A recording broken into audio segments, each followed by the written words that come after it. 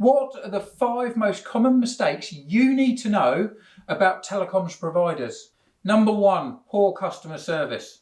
What does that mean? It's about response times. It's about, do they actually deal with the response there and then when you contact them, or does it go to a call centre, then in a queue, and then at some point someone else will actually help? Is there a service level agreement around that customer service? When do they guarantee they'll fix what you need? The second one is inadequate network coverage. Sometimes network providers will host themselves. You don't know how much they're paying for this hosting. We've even known some that have got a computer in their office and they're just hosting it from there, as opposed to using one of the major server farms. So you need to ask what their uptime is, what their speeds are, and what their resilience is. What backups have they got built into their platform?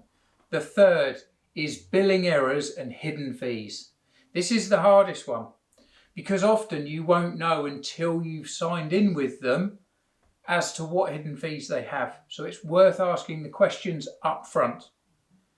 How much is it going to be per month? How much do you charge for calls? How much do you charge for the different features? How much do you charge for support? How much are international calls?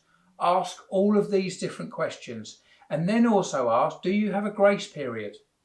Often the grace period is only for a couple of weeks and you may not receive an invoice for about 30 to 60 days after you've started, in which case the grace period has lapsed and you're stuck with them. So always ask. The other thing is clarify, is that user, is that company going to be invoicing you directly for everything?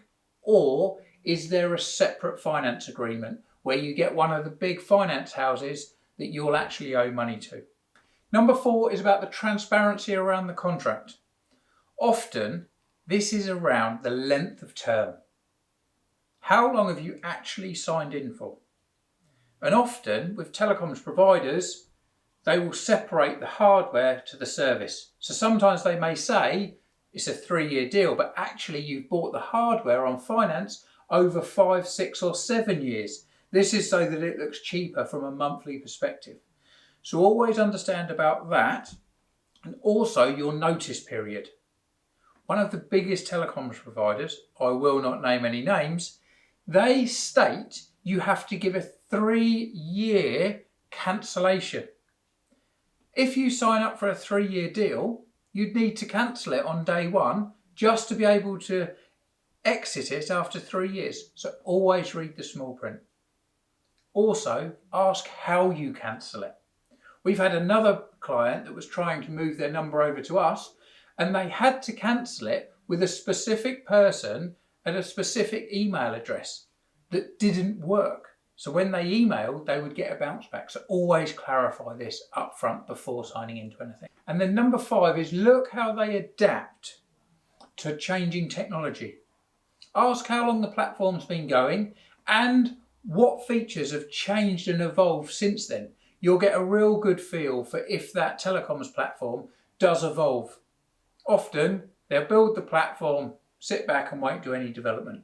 You really don't want that because it's a fast moving world, and if you've got hybrid and remote workers, you need agile communications. You need it to be changing and evolving. If it doesn't work with things like a messenger platform or WhatsApp, if it can't record calls, if it can't change the way that you use communications, then potentially it's a stagnant platform and that could hold your business back. Maybe not this year, but in years to come. So we hope you've enjoyed these 5 tips. Always ask questions. That is the number 1 rule. So if you do have any issues with anything communications for your business, we are the experts. We would love to speak with you. Please click on the link below, contact us today.